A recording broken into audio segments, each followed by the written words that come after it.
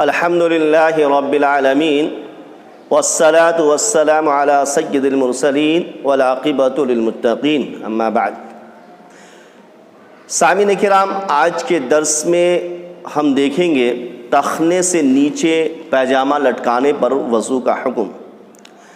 سنن ابو داؤد حدیث نمبر 638 میں سیدنا ابو ہریرہ رضی اللہ عنہ روایت کرتے ہیں کہ ایک دفعہ ایک شخص نماز پڑھ رہا تھا اور وہ اپنا تہبند ٹخنے سے نیچے لٹکائے ہوا تھا۔ رسول اللہ صلی اللہ علیہ وسلم نے دیکھا تو اسے فرمایا جاؤ وضو کر کے آؤ۔ وہ گیا، وضو کر کے آیا۔ پھر آپ نے اس سے دوبارہ کہا جاؤ وضو کر کے آؤ، چنانچہ وہ گیا اور وہ شخص وضو کر کے آیا۔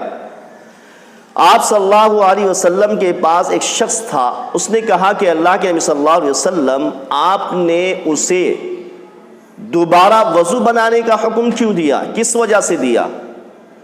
میں دیکھ رہا ہوں کہ آپ اسے بار بار وضو بنانے کا حکم دے رہے ہیں۔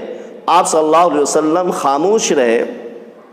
پھر آپ صلی اللہ علیہ وسلم نے فرمایا کہ یہ شخص اپنا تہبند ٹخنے سے نیچے لٹکا کر نماز پڑھ رہا تھا، یعنی اس کا لباس، اس کا پیجامہ یا پینٹ یا لنگی ٹخنے سے نیچے تھا۔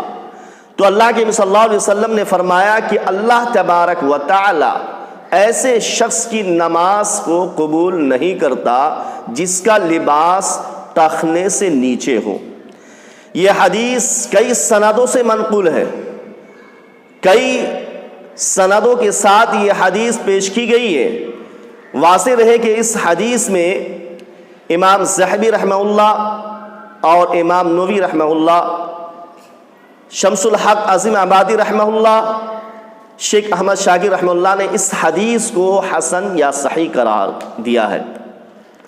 واضح رہے کہ اسبال ازار ٹخنے سے نیچے لباس پہن کر نماز پڑھ رہا تھا، آپ نے اسے وضو بنانے کا حکم دیا، اس لیے کہ ازار لباس ٹخنے سے نیچے ہے، اس کا مطلب یہ نہیں کہ وضو ٹوٹ جاتا ہے، بلکہ غصے کی حالت میں بھی انسان ہو تو اللہ کے نبی نے فرمایا کہ جب غصے کی حالت میں ہو تو اسے چاہیے کہ وہ وضو کر لے۔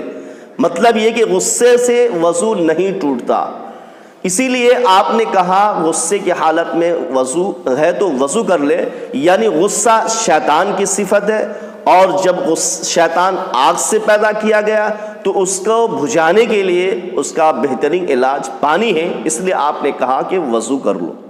اسی طرح سے اس حدیث میں اسبال ازار کو ٹخنے سے نیچے لٹکانا تکبر کی علامت ہے، اور تکبر شیطان کی صفت ہے، اور شیطان کی جب صفت تکبر ہے تو اس کو مٹانے کے لیے، تکبر ختم کرنے کے لیے، کیونکہ وہ آگ سے ہے اور آگ سے جب پیدا کیا گیا تو اس کو بجھانے کے لیے اس کا اصل جو وجہ ہے وہ پانی ہے، اس لیے آپ نے کہا بار بار اسے وضو کر کے آؤ۔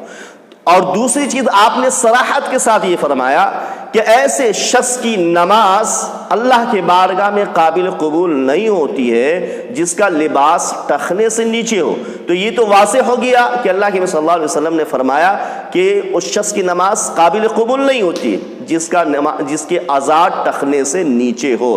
تو پتہ یہ چلا کہ وضو کا حکم اللہ کے صلی اللہ علیہ وسلم نے بار بار اس لیے دیا ہے کہ وضو ٹوٹنے سے نہیں، بلکہ یہ تکبر کی علامت ہے، فخر کی علامت ہے، شیطان کی صفت ہے، اس لیے آپ نے وضو کا حکم دیا، واللہ اعلم بالصواب۔ لیکن یہ صراحت کر دی کہ جس شخص کا لباس ٹخنے سے نیچے ہو اس کی نماز اللہ تبارک و تعالی قابل قبول نہیں فرماتا، لہٰذا مسلمانوں اپنے لباس کو ٹخنے سے اوپر رکھو۔